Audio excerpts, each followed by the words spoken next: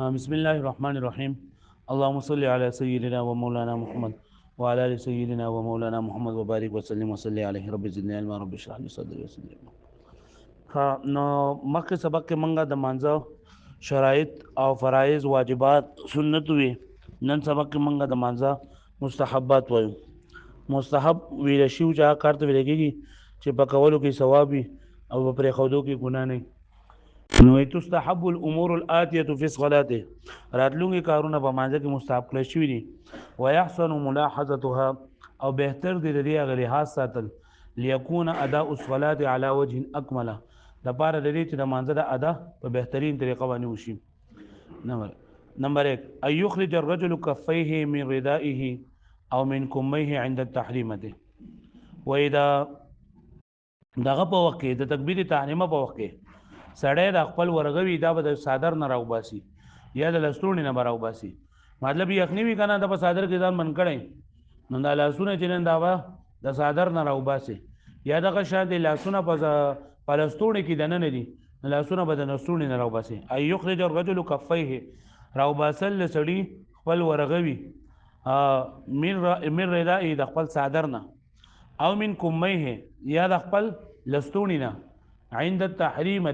د تکبیر تحریمه په وخت کې. والمرأة لا تخرج كفيها، زنانه په خپل لاسونه د دغه نه راوباسي، صادر نه نه راوباسي، بلکې د صادر کې دنه هغه چې د الله اکبر وکړي. واښو به نه معنی سړی چې نه دا به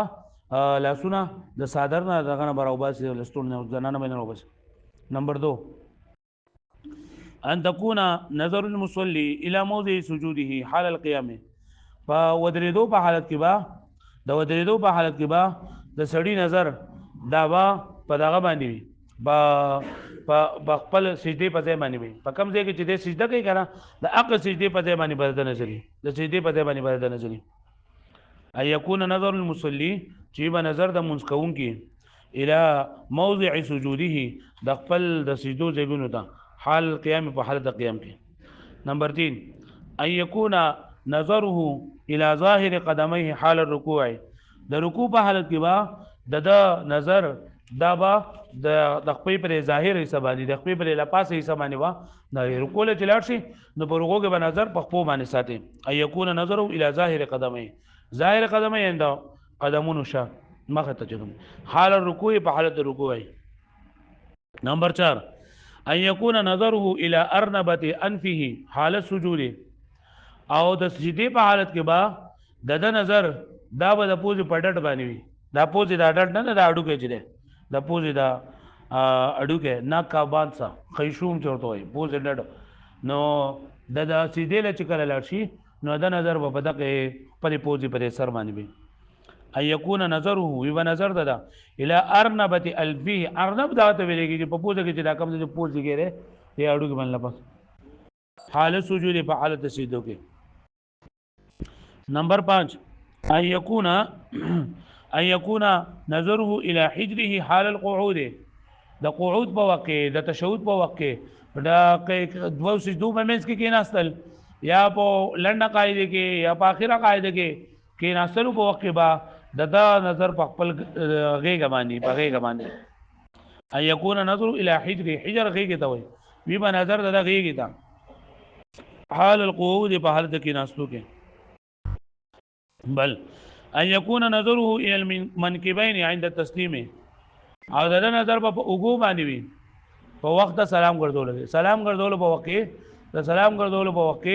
په اوګو باندې اوګو تکتل. ان يكون نظره چې به نظر در الى المنكبين او دغه ته صوت وي اوګو ته عند تسلیم السلام په وخت. نمبر 7 ان يدفع السعال والتثاؤب قدر استطاعه، د فکول د ټوخي او د فکول د اګرمي په مقدار استعداد باندې. مطلب دا کنه کله خو ورغله انده به خپل باندې وازه په مقدار به حتی الوسه کوشش کوي چې د خپل وازه نشي یا د ټوخي ونه کی غاړه په آزادی نه کې په مانځ کې کچرته د غاړه د زیاده ډول چې بای کې حروف پیدا شول نو بیا ولته موږ ماتي لګره د دې په ماګه کوي ها یا بل څنګه کې आवाजونه کوي نو دا به کیږي پوه شو مونږ بیا ماتي دی باندې. نو حتی الوسه به دې کوشش کوي چې تو خیرم تپږي او اګرمه چې کله خوب ولرغله دغه جماعي لینا مدرسې ستوي څومره چې طاقت وي ايت فع السعال دا فکول د ټوخي او والتثاؤب او دا جماعي دغه سور دوی اګرمه قدر استطاعت د خپل استطاعت مطابق بل ان يكظم فمه عند التثاؤب يضطر عليه اليه او چې کله دې ټوخيږي دا ارګه کوي ارګه مې سور دوی نو دا چې دې سر ټایم کوي نو په هغه ټایم کې د خپل خله پټول خله پټه پای کې بغس لاس باندې وا خپل خله پټول ان يكظم فمه بندول د خپل خله عند التثاؤب د دې دغه په وخت کې د دې ارګي په وخت کې اذا استر الیه کله چې مجبور کړل شي هغه ته یعنی کله مجبور شو او دا چارو ناچار وس دی دا کوي او بغیر ارګمین نه کیږي نو بیا با دا ټیم کې بده دغه بکې خپل په پټه خپل بندې ما نو اي يقرا في القعود الاول والاخير التشهد الماثور عن عبد الله بن مسعود رضي الله تعالى عنه فلاولنه قاعده کې او په دویم اخرنه قاعده کې هغه تشهد وستل کم چې عبد الله بن مسعود رضی الله عنه نقل له دا مستحب دي لکه زمونږ ته کوم دا درود وایو کنه اللهم صل على محمد وعلى ال محمد كما صليت على ابراهيم وعلى ال ابراهيم انك حميد مجيد اللهم بارك على محمد وعلى ال محمد كما باركت على ابراهيم وعلى ال ابراهيم انك حميد مجيد دا ویل مستحب دي کدا تا وې جو ثواب دی بګي کدی پته دی وی صلی الله علیه وسلم رب زدنی علما السلام علیکم ورحمت الله هم سیدا